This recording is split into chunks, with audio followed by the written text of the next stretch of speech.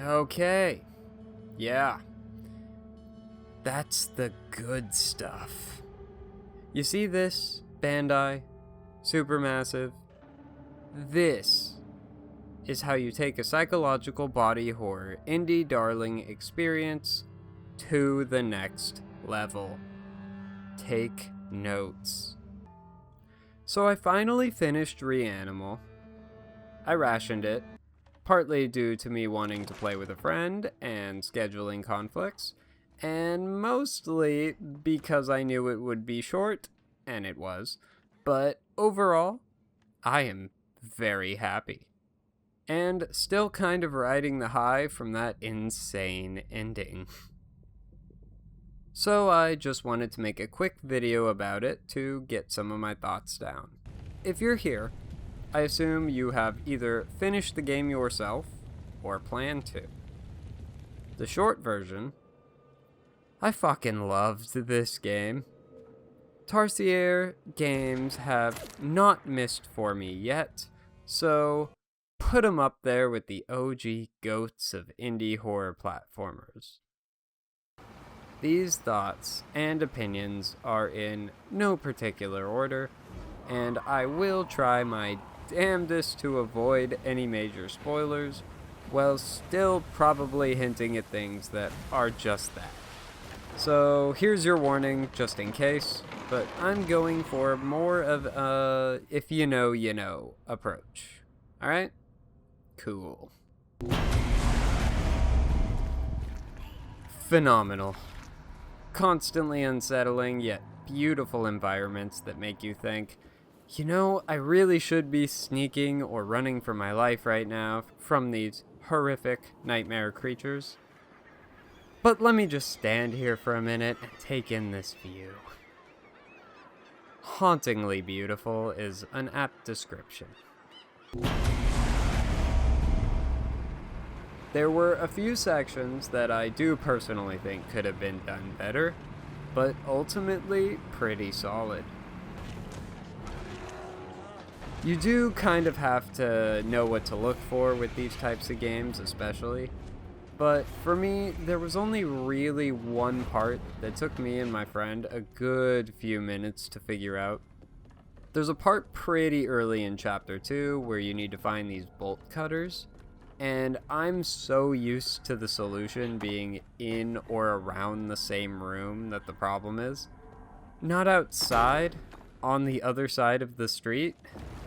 I do get what they were going for in retrospect, and they even tried to telegraph it, but overall, I do think this part could have been slightly more intuitive. But maybe it's just due to this title taking a more open path exploration approach that I wasn't quite used to yet.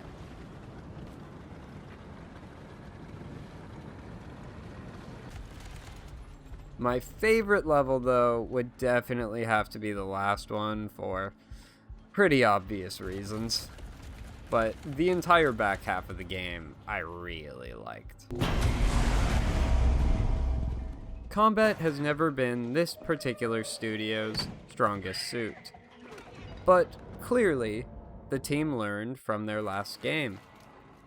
Here, combat will never punish you for missing a swing, and at times, you feel like you can take down an army, no sweat. Sections are implemented sparingly, but have some surprisingly cool uses. I will say though, if you went into this game not expecting combat, then it probably took you a few minutes to realize that violence was an option. Everything here is basically a step up from their previous works of art. And if I had one note, I missed the hand-holding mechanic. It was so cute. But I assume it was probably pretty difficult to make that work in a co-op game, so I understand why they left it out. Oh my god, the sound design in this game is glorious. Ambience, perfect. It was perfect. Weapon impact sounds. You feel. And the music? Although personally, I'm not sure if it tops the Little Nightmares 2 OST.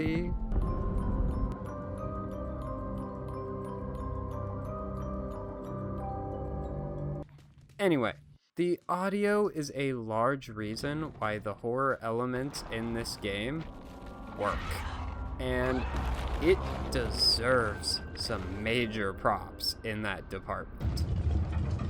Around the mid portion of the game, there's a giant cannon, right?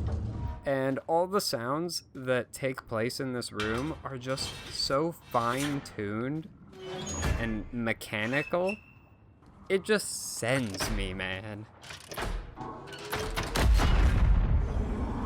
Then we have the general ambiance that can damn near jump scare you by itself sometimes if you hear a door creak right next to you in a tense moment.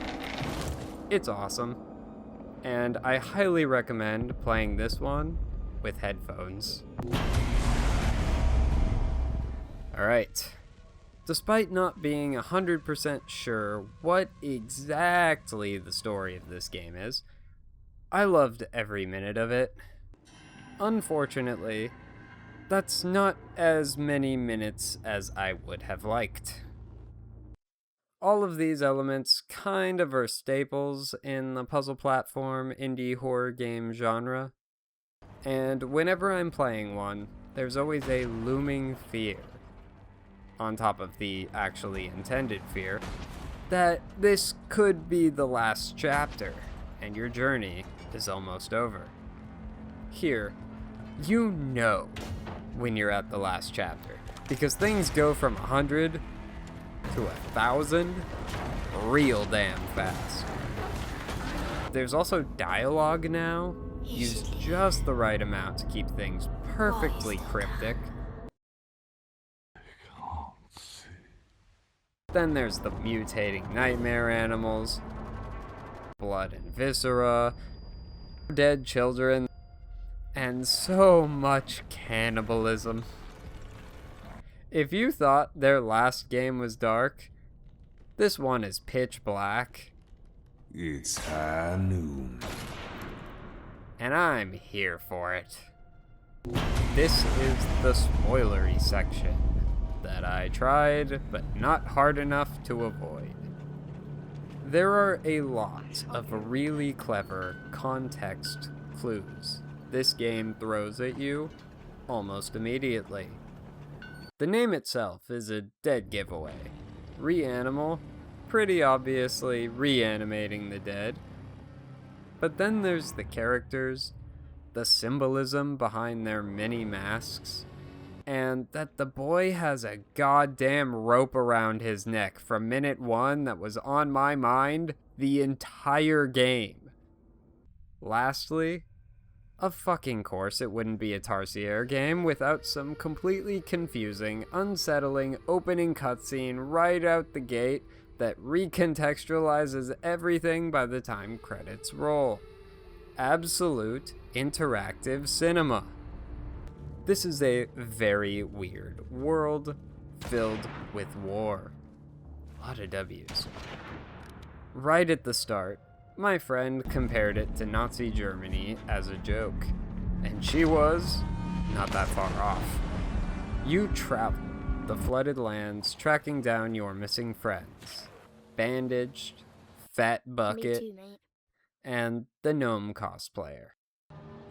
But there's a weird tension when you find them, and at the end, you kinda know why.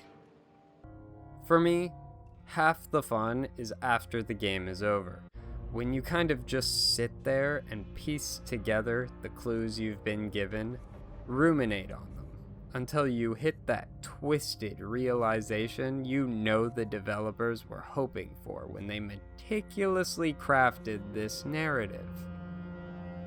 So I'm not gonna say specifically what my takeaway is,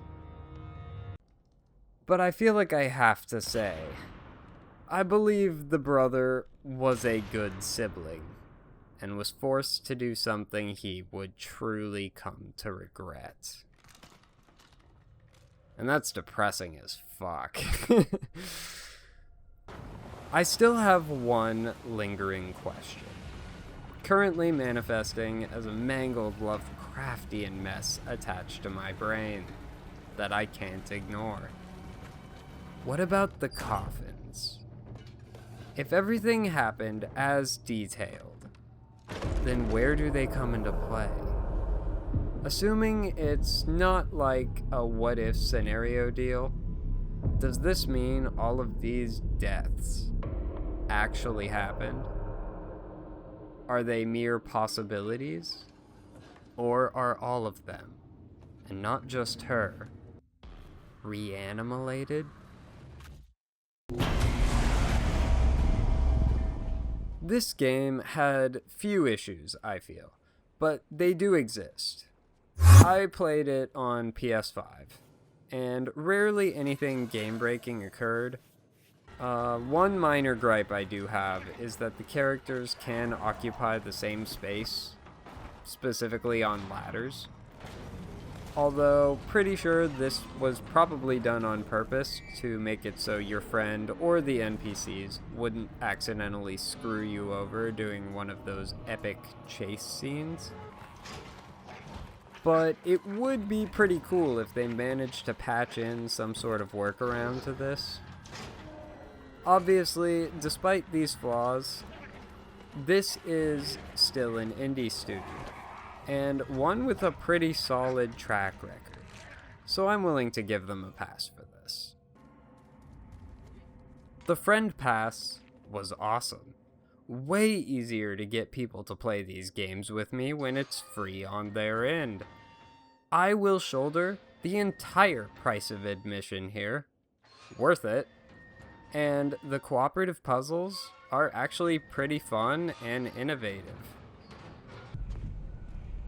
Is it a steep price though for roughly a 4 to 6 hour game? Yeah, but quality over quantity has never been an issue for me. And I will happily fork over that price because I love these games and know that Tarsier will deliver, all while making me crave, nay, hunger for more.